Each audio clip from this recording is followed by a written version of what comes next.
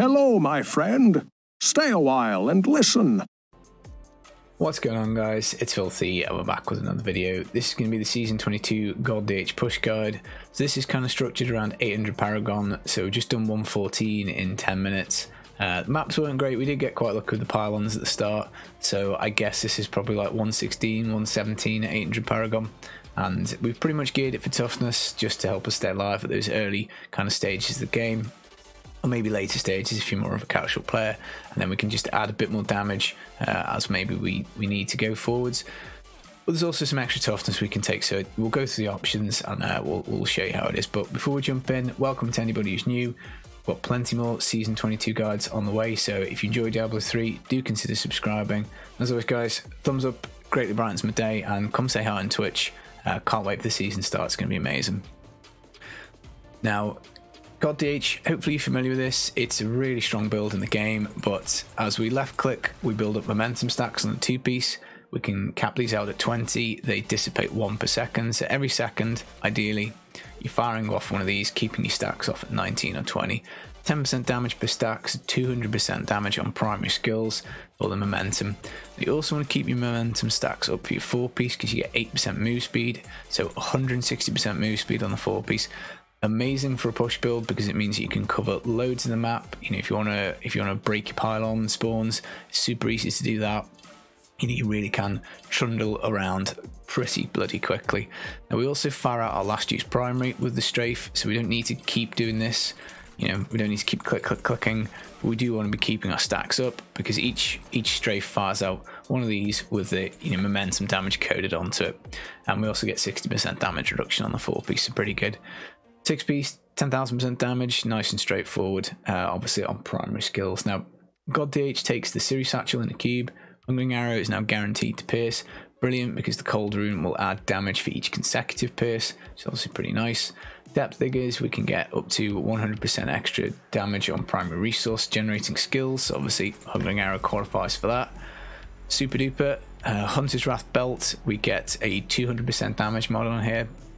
Now, you need to make sure you get close to 200%. Don't take an ancient one with a crappy mod on here. You know, this is a very important modifier. You need to get very close to 200. So anything over 185, ideally 190. You can roll Hungering Arrow damage on here, 15%, again, very important. And whilst we're here, you can also do that on your trousers as well. So those two rolls are quite important. Now we've got Simplicity Strength for primary skill damage. We also heal like crazy with this. So if we do get in trouble, we can build ourselves back up to full life, which is nice. Taeguk, we will basically get more damage and toughness as we channel. We can also fire off our momentum stacks without dropping the Taeguk, which is nice. So, you know, it's a nice damage increase the whole way, and the extra toughness is obviously very nice. And then Bane of the Trapped, we've got this again for just another damage modifier. Now, as you go further and further into the game, you're going to drop your Trapped and you can put in a Stricken, but at the level, the 114 with 800 Paragon, you know, we don't need this, but obviously maybe trying something like 117, we would have to take it.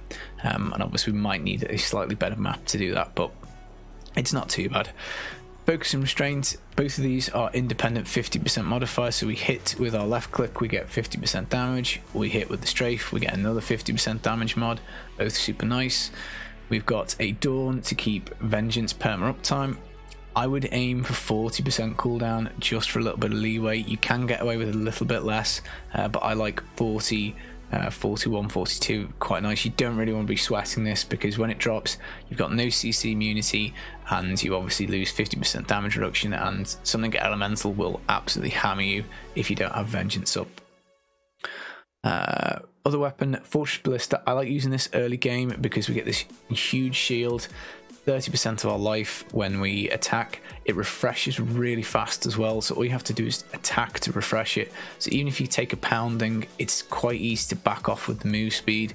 You then build this back up and you've got that shield there again. Simplicity Strength will heal you, so you know, provided you don't get one shot, it is a build that's got a lot of recovery in it, which is pretty good.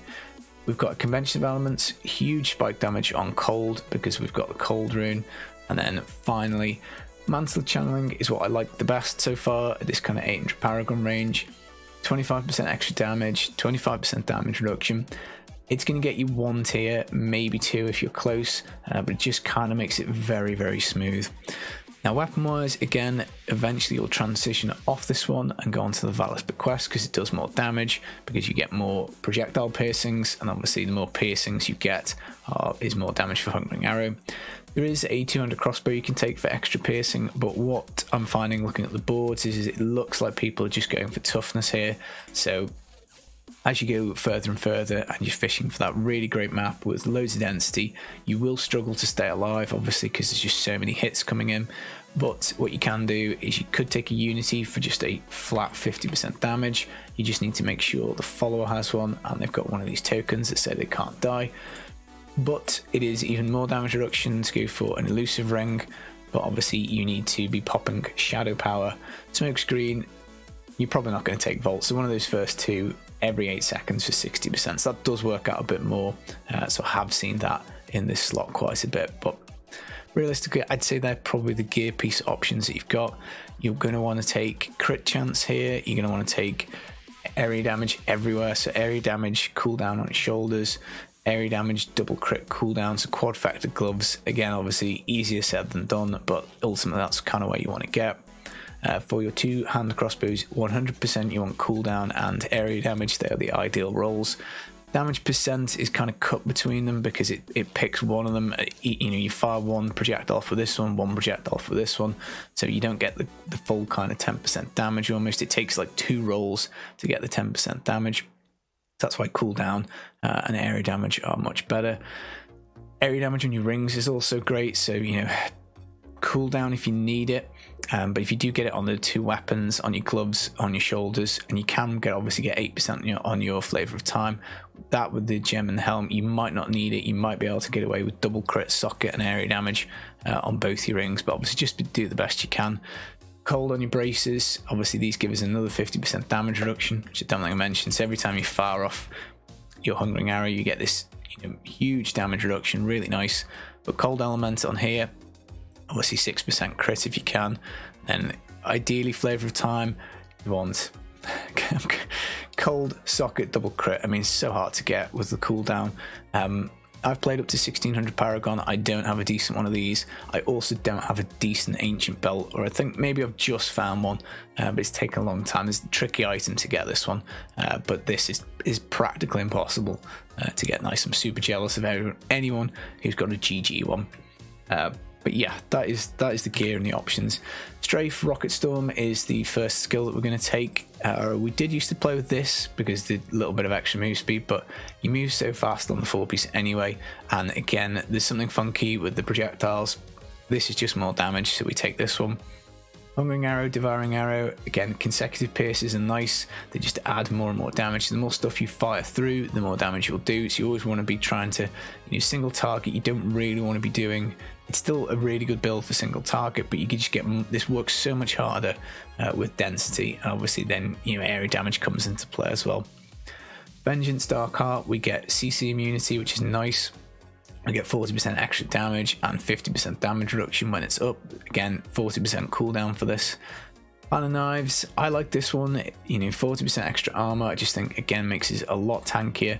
I tend to pair it with this, so that I know that if I tag with this, then the mob will be doing 25% less damage for 5 seconds. It is pretty good.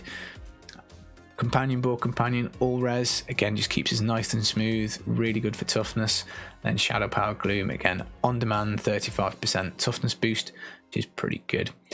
Passes wise, gone for archery for the extra crit chance on a bow. Awareness, you're always going to want to leave this on a push build. Numbing traps we just covered.